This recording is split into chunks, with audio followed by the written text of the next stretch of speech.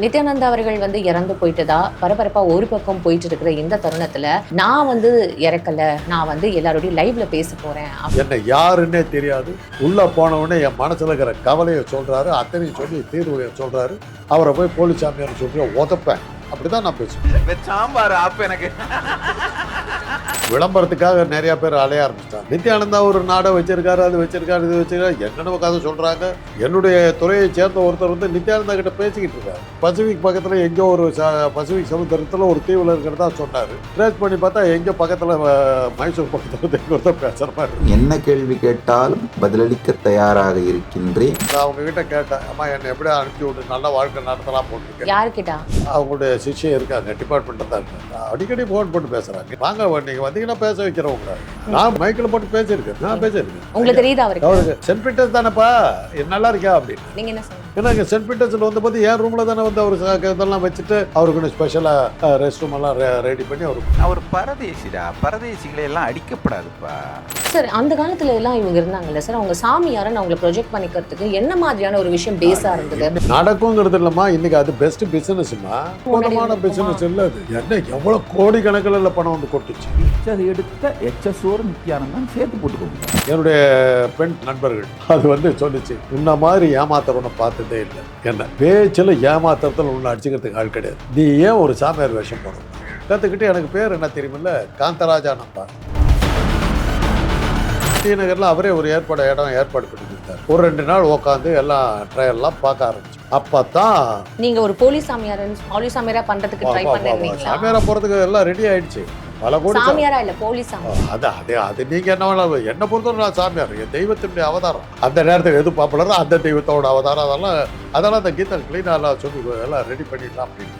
அந்த நேரத்தில் தான் மெய்வழி ஆனந்தர், சிவசங்கர் பாபா எல்லாம் வரிசையா கைதானாங்க. கீதா சொல்லிட்டேன், வேண்டாம் நேரம் சரியா இல்லை, நம்ம கிளம்பிடு போட்டேன். அப்படிதான் நின்றுச்சு. தமிழ்நாட்டில் எவனுக்காவது எந்த ப்ராப்ளம்னாலும் சரி, அட்டென்ஷனை திருப்பறதுக்கு நித்யானந்த ஒரு ஆளைத்தான் தேடுவானுங்க.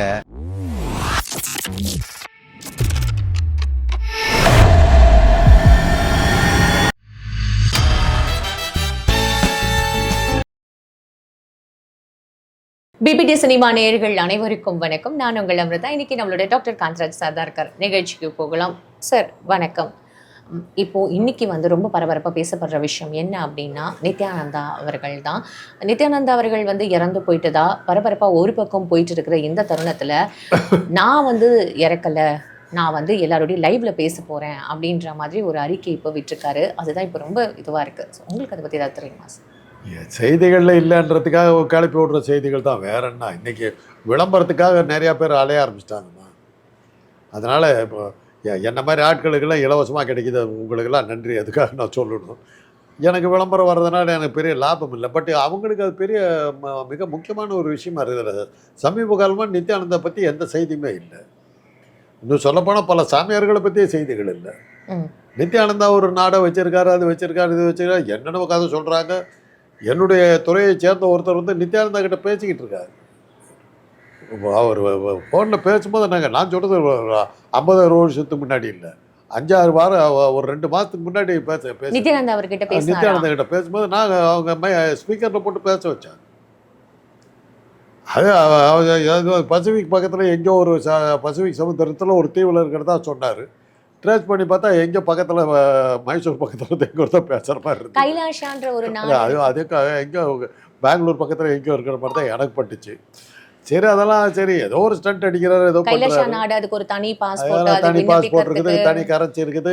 என் நாட்டில் இலவசம். நான் அவங்க கிட்ட கேட்டேன், அம்மா என்னை எப்படியா அனுப்பி விட்டு நல்ல வாழ்க்கை நடத்தலாம் போட்டிருக்கேன் அப்படி. யாருக்கிட்டா? அது அந்த அவங்களுடைய சிஷ்யம் இருக்காங்க, டிபார்ட்மெண்ட்டில் தான் இருக்காங்க. அவங்க சிஷ்யம் இவங்க டிபார்ட்மெண்ட்ல இருக்காங்க. அவங்க பேசுறாங்க, அடிக்கடி ஃபோன் போட்டு பேசுறாங்க. அவங்க சிஷ்யம் இவங்க டிபார்ட்மெண்ட்ல இருக்காங்க. அவர் நித்யானந்தா கிட்ட பேசுறாருன்னு சொல்றீங்க. நித்யானந்தாக்கு ஃபோன் போட்டு பேசுறாங்கம்மா. வாங்க நீங்க வந்தீங்கன்னா பேச வைக்கிறவங்கள. ஒன்றும் பிரச்சனையே இல்லை. அது ஒன்றும் பெரிய விஷயம் இல்லை. அவங்க ரகசியமாக கூட இல்லை. போட்டு இது பண்ண ஐயா தெய்வமே இது அப்படின்னு சொல்லிட்டு பேசுவாங்க நித்யானந்தா. ஆமாம், நான் மைக்கில் போட்டு பேசியிருக்கேன். நீங்க பேசிருக்கீங்க? நான் பேசியிருக்கேன். உங்களுக்கு தெரியுதா அவருக்கு? அது சென்ட் பீட்டர்ஸ் தானேப்பா நல்லா இருக்கா அப்படின்னாரு. அவர் கேட்குறாரு. ஆமாம். நீங்கள் என்ன சொன்னீங்க? ஏன்னா இங்கே சென்ட் பீட்டர்ஸில் போது என் ரூமில் தானே அவர் இதெல்லாம் வச்சுட்டு அங்கே தான் ஃபஸ்ட்டு டே இருந்தார். சரியாக இருக்காதுங்கன்னு சொல்லிட்டு அப்புறம் இன்னொரு ரூமுக்கு மாற்றி அவருக்குன்னு ஸ்பெஷலாக ரெஸ்ட் ரூம் எல்லாம் ரெடி பண்ணி அவர் கொடுத்து என் கட்டில் கொண்டு போய் போட்டு அவரை நான் தான் இது பார்த்துக்கிட்டேன். 3 நாள் அங்கே இது நடத்தினார். ஆவடியே திரண்டு வந்துருச்சு லட்சக்கணக்கில். இப்போ சினிமாக்காரர்கள் அரசியல்வாதிகளும் மாறாதவங்களே கிடையாது. சார் நித்யானந்த் அவரை பார்க்கறதுக்காக பார்க்கணும்னு நம்ம நினச்சிக்கிட்டு இருந்த பெரிய பெரிய ஸ்டார்ஸ் எல்லாம் சர்வசாதாரணமாக வந்து நிற்கிறான் அவரை பார்க்கறதுக்காக அந்த கூட்டத்துக்கு அப்படி வந்து நின்னாங்க. சார் அவரை பார்க்கறதுக்கான கூட்டம் வந்து பக்திமயமா இருக்குன்னு நீங்க நினைக்கிறீங்களா? அது என்ன அதுக்கெல்லாம் சிலருக்கு ஜாதகமா அவங்களுக்கெல்லாம் ஏன் கூட்டம் சேருதுன்னு யாராலையும் சொல்ல முடியாது. அவங்க என்ன சொல்கிறாங்க என்ன செய்கிறாங்கன்னு தெரியாது. ஆனால் ஒரு விஷயம் இந்த சாமியார்கள்ட்ட நான் பார்த்தது என்னன்னா, கல்கின்னு ஒருத்தர் இருந்தார். ஆமாம் சார். அவர் ஒன்று. அப்புறம் வந்து அந்த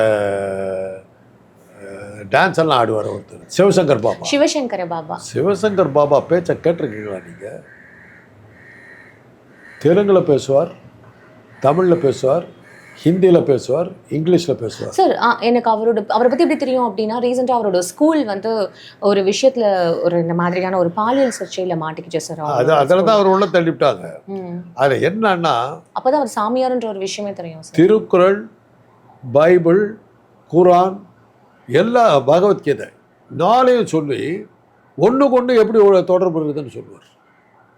கேட்டுக்கிட்டே இருக்கலாம். நாலேஜபிள், அவ்வளோ நாலேஜ், ஹைலி நாலேஜ். சார் ரொம்ப நாலேஜபிளாக இருக்கிறதுனால தான் இந்த மாதிரி. நான் அதான் சொன்னேன், உங்களை சாமியார்னு சொல்லி அசிங்கப்படுத்திவிட்டாங்களே அப்படின்னு. அவர் சொல்லுவார், இந்த டான்ஸ் எல்லாம் ஆடுறது பக்தர்களுக்கு ஒரு கிக் வரணுங்கிறதுக்காக பண்ணுறது தான். இது எனக்கு தேவையில்லாத விஷயம். பட் ஒரு அதில் தான் நான் பாப்புலர் ஆனேன். இப்போ நீ ஒருத்தன் தான் வந்து நான் இவ்வளோ பேசினேங்கிறத சொன்ன ஒரே ஆள் நீ தான்டார்.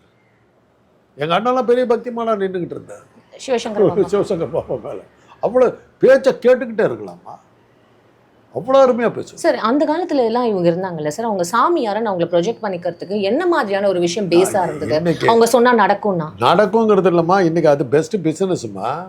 அப்போ இதெல்லாம் வந்து ஒரு 10-20 வருஷம் முன்னாடி பிசினஸ் இல்லை அது.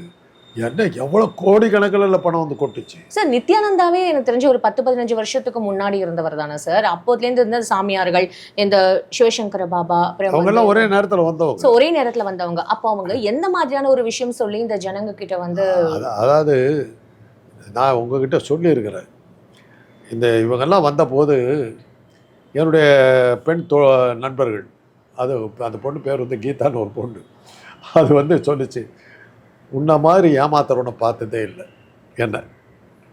ஆமாம், பேச்சில் ஏமாத்துறதுல ஒன்று அடிச்சுக்கிறதுக்கு ஆள் கிடையாது. நீ ஏன் ஒரு சாமியார் வேஷம் போடக்கூடாது என்ன மாதிரி? அப்போ ஒரு டி நகரில் ஒருத்தர் ஜோசியமெல்லாம் சொல்லிக்கிட்டு இருப்பார். அவர்கிட்ட கூட்டிகிட்டு போய் இருப்பார். அவர் பேண்ட் ஷர்ட் போட்டுக்கிட்டு இருப்பார், நல்லா ட்ரிம்மாக ட்ரெஸ் பண்ணிட்டு காலேஜ் ஸ்டூடெண்ட் மாதிரி இருப்பார். இந்த சாமியார் வேஷத்துக்கு கரெக்டாக எல்லாம் கழட்டிட்டு அந்த சாமியார் வேஷம் போட்டு அவரே தான் உட்காந்துருப்பார்.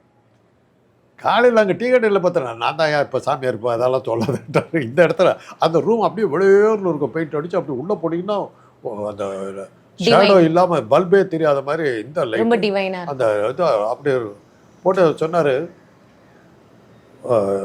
கொஞ்சம் லேசாக ஜோசியம் கற்றுக்கோ, அப்புறம் வந்து இந்த பிள்ளை பிறக்கிறதுக்கான இது கர்ப்பம் தெரிப்பிக்கிறதுக்கான மருத்துவம் கொஞ்சம் தெரிஞ்சு வச்சுக்கோ.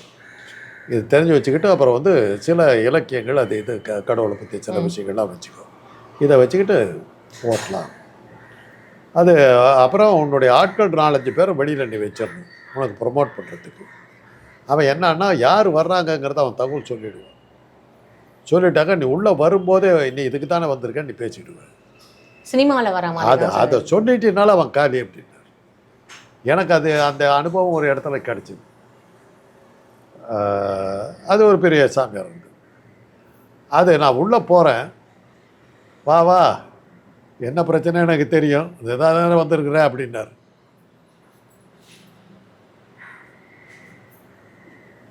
காலுக்கு தரையிலே படல. எனக்கு ஏதோ மனசில் நினச்சிக்கிட்டு வர்றோம், அப்படியே அந்த ஆள் சொல்கிறாரு. நான் சென்னையில் வண்டி காரில் ஏறும்போதே தகவல் பிடிச்சி சபாநாயகருடைய தம்பி போகிறாங்க அவங்க இதுக்குன்னு தகவல் அவருக்கு போயிடுச்சு. அவருக்கு ஃபுல் டீட்டெயில் வாங்கிட்டார், என்னென்ன பிரச்சனைகள் இருக்குதுங்க எல்லாம் தெரிஞ்சுக்கிட்டாரு. உள்ளே போனோன்னே நான் கேட்குறதுக்கு முன்னாடி சொல்கிறார். அப்புறம் நான் என்ன பண்ண முடியும்? அதுக்கப்புறம் நீங்கள்லாம் சொன்ன நான் ஏற்றுக்குவேனா? என்னை யாருன்னே தெரியாது, உள்ளே போனவுடனே என் மனசில் இருக்கிற கவலையை சொல்கிறாரு, அத்தனையும் சொல்லி தீர்வு சொல்கிறாரு. அவரை போய் போலீஸ் சாமியார் சொல்லிட்டு உதப்பேன். அப்படி தான் நான் பேசுவேன். கமல் அந்த படத்தில் காதலா படத்தில் அருமையாக காட்டுவார். நல்லா நடிச்சனுங்களா அப்படிம்பாரு. அப்படியே அந்த மாதிரி டெக்னிக்கலாக கற்றுக்கோன்ட்டார். கற்றுக்கிட்டு எனக்கு பேர் என்ன தெரியுமில்ல, காந்தராஜானந்தா. இந்த பேரில் தான் இது பண்ணுறது சொல்லி டி நகரில் அவரே ஒரு இடம் ஏற்பாடு பண்ணி கொடுத்தார். ஏற்பாடு பண்ணி கொடுத்து ஒரு 2 நாள் உட்காந்து எல்லாம் ட்ரையல்லாம் பார்க்க ஆரம்பித்தோம்.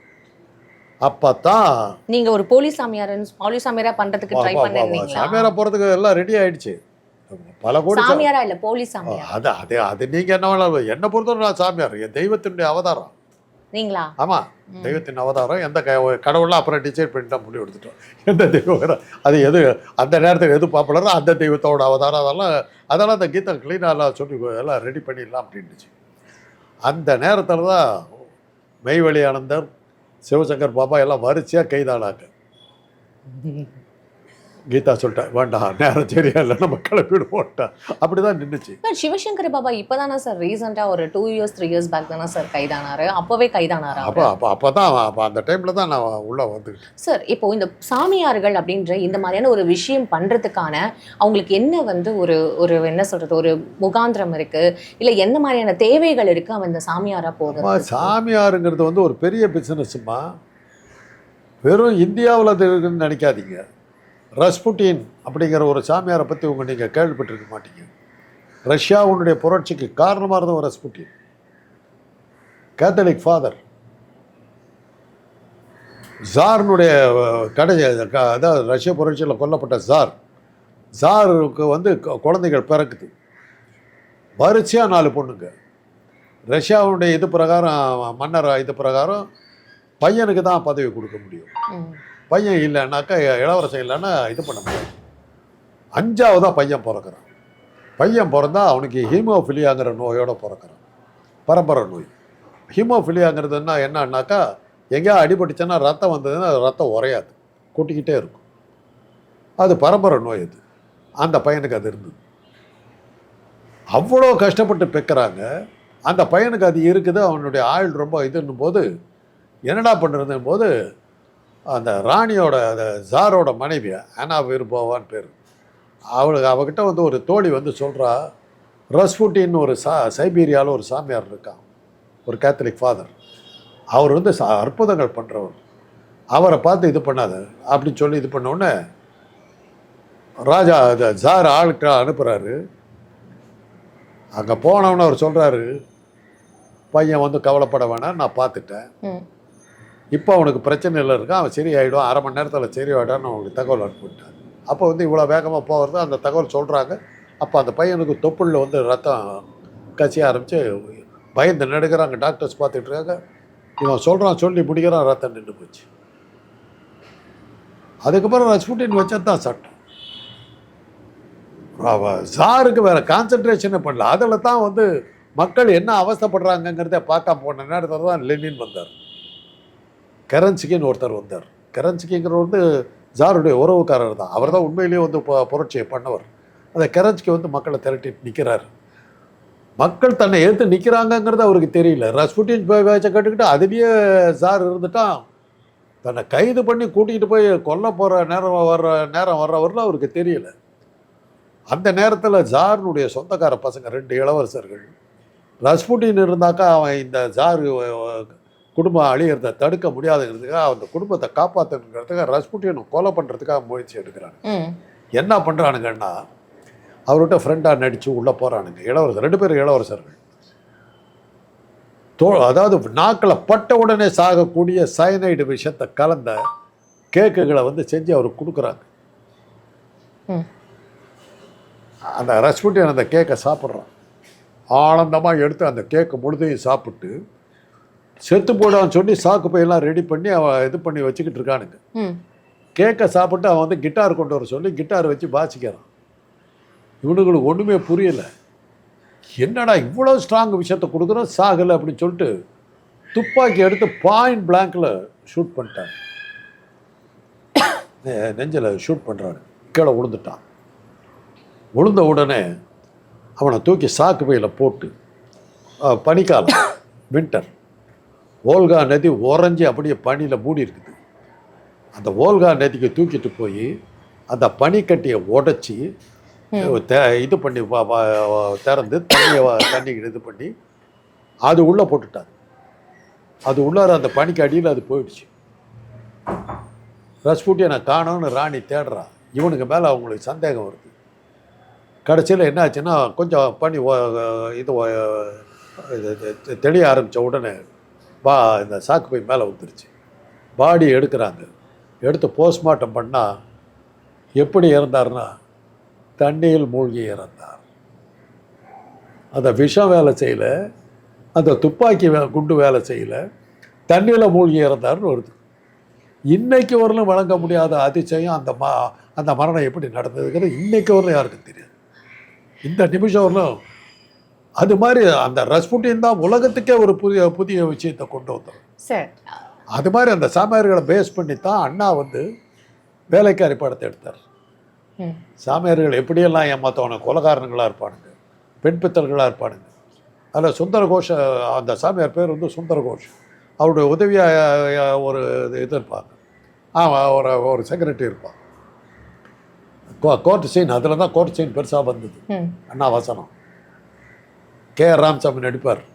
மைலாட், உங்களுடைய அனுமதியோடு காலையிலே சுந்தர கோஷனுடைய அந்தரங்க செயலாளராக இருக்கும் இவனை யார் என்று உங்களுக்கு நான் அறிமுகப்படுத்துவதற்கான நான் செய்யப்போகின்ற செயலுக்கு கோட்டார் அனுமதி கொடுக்க வேண்டும். உங்கள் அனுமதியுடன் மைலாட் இதை நான் செய்கிறேன்னு சொல்லிட்டு அவன் தலைப்பாக்கிட்டு நின்றுட்டு இருப்பான். ஓங்கி தலைப்பாயை தட்டுவார். தட்டினா பெண்.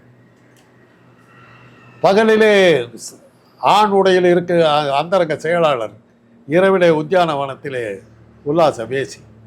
இதுதான் மைலாட் சுந்தர கோஷ் அப்படின்னு அன்னைக்கு கொண்டது சார். இப்போ இந்த சாமியார் பிசினஸ்ங்கிறது காலாகாலமாக இருக்கிற ஒரு விஷயம். Fine sir. இப்போ இந்த நித்யானந்தா மாதிரி இருக்கிறவங்க அவங்க பிஸ்னஸ் பண்றாங்கன்றது தெரிஞ்சும் மக்கள் எப்படி போய் நம்புறாங்க? அதான் நான் சொல்றேன். இப்போ இது நான் என்ன ட்ரெயின் இவ்வளவு நேரம் என்ன சொல்லிட்டு புரியுது சார் எனக்கு. உள்ள வந்த உடனே இப்போ நான் சொன்னேன்ல, எனக்கு எதுக்காக வந்தேன்னு அவர் சொன்ன உடனே அது என்ன அதுக்கப்புறம் என்ன உதைச்சிருந்தா கூட நான் மாதிரி இருக்க மாட்டேன்.